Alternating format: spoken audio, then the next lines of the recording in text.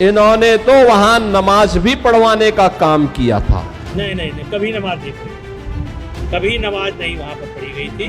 लेकिन नमाज हनुमानगढ़ी पर नमाज पढ़ी गई, ये बात गलत है। तो उनको मालूम होना चाहिए कि इस हनुमानगढ़ी का निर्माण एक मुसलमान ने ही कराया था। उत्तर प्रदेश में मॉनसून की फुहारों के बीच सियासी तपिश बढ़ती जा रही है।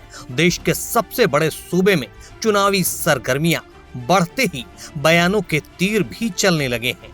लेकिन इस बीच कुश्ती संघ के पूर्व अध्यक्ष और पूर्व बीजेपी सांसद बृजभूषण शरण सिंह ने हनुमानगढ़ी पर एक बयान देकर बीजेपी की मुश्किलें बढ़ा दी हैं और सीएम योगी के दावों पर भी सवाल उठा दिया है। बृजभूषण शरण सिंह से मीडिया ने जब सवाल किया कि कहा जा रहा है कि हनुमानगढ़ी में नमाज पढ़वाई गई, तो बृजभूषण शरण सिंह ने तपाक से कहा, यह दावा सरासर गलत है। हनुमानगढ़ी में कभी नमाज नहीं पढ़ी गई, बल्कि हनुमानगढ़ी का तो निर्माण ही एक मुस्लिम ने कराया है। नहीं, कभी नमाज नहीं पढ़ी गई, कभी नमाज नहीं वहाँ पर पढ़ी गई थी, ये गलत है। मैं किसी के बयान पर टिप्पणी नहीं करना चाहता, लेकिन नमाज हनुमानगढ़ी पर नमाज पढ़ी गई, ये बात गलत है।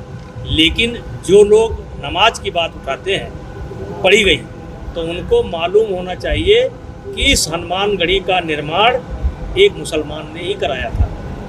आज भी पत्थर लगा हुआ है, उसने कराया था।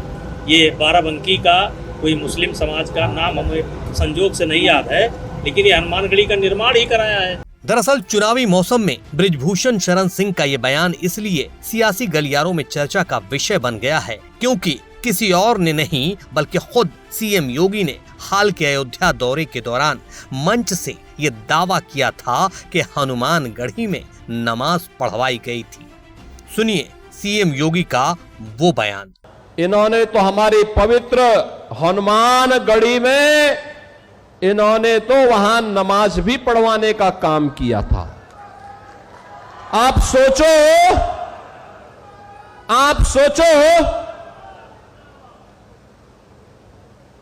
कल्पना करिए, क्या कोई जामा मस्जिद में कभी हनुमान चालीसा का पाठ कर पाएगा? क्या सरकारें करवा पाएंगी? क्या समाजवादी पार्टी और कांग्रेस करवा पाएगी? अगर नहीं करा पाएगी तो ये पाप क्यों करवाया गया था? अयोध्या में हनुमानगढ़ी की सीढ़ियों पर नमाज पढ़वाने का पाप क्यों करवाया गया था?